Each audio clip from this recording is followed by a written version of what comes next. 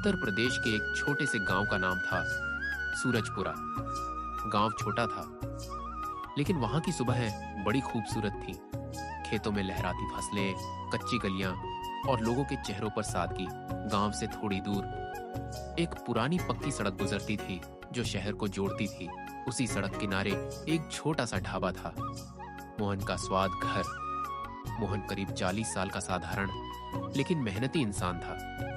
यह ढाबा उसके दादा ने शुरू किया था। वक्त के साथ ढाबा पुराना हो गया।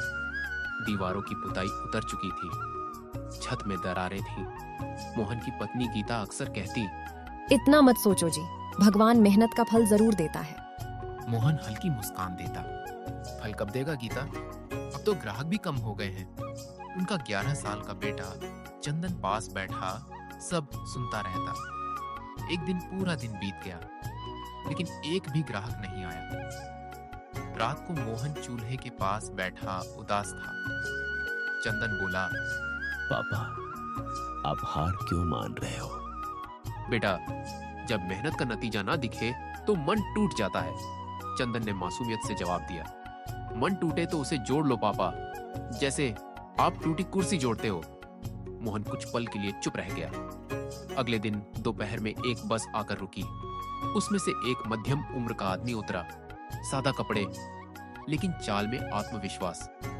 वह ढाबे में आया और बोला, भाई साहब, कुछ घर जैसा खाना मिलेगा? जरूर मिलेगा साहब, अभी बनाता हूँ। उसने ताजी दाल, गरम रोटी और आलू की सब्जी बनाई। खाना खाते ही आदमी बोला, वाह, ऐसा स्वाद तो मैंने शहर में भी नहीं चखा। मोहन हैरान था। सच कह रहे हैं साहब? हाँ, लेकिन यहाँ भीड़ क्यों नहीं है? मोहन ने अपनी परेशानी बता दी।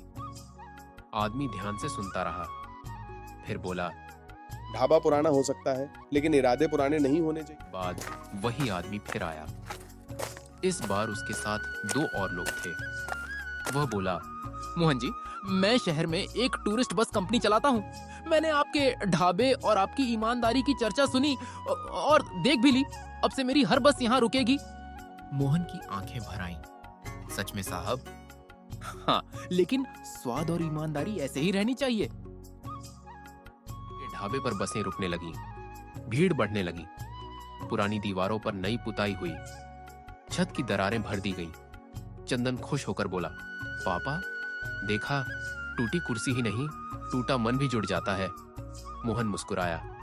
लेकिन गांव का दूसरा ढाबा, शिव भोजनालय, उसका मालिक बलराम जलने लगा। उसने अफवाहें फैलाई, गंदगी डलवाई। कुछ दिन ग्राहक कम हुए। गीता बोली, फिर से वही दिन आ गए क्या? नहीं, सच देर से जीतता है, पर जीतता जरूर है। मैंने अपनी आंखों से इनकी ईमानदारी देखी है। लोगों को सच्चाई समझ आ गई। बलराम की चाल उलटी पड़ गई। कुछ महीनों बाद वही ढाबा, मोहन का स्वाद घर, पूरे इलाके में मशहूर हो गया। रात को ढाबा बंद करते समय मोहन ने आसमान की तरफ देखा और धीरे से कहा, भगवान देर करता है, अंधेर नहीं।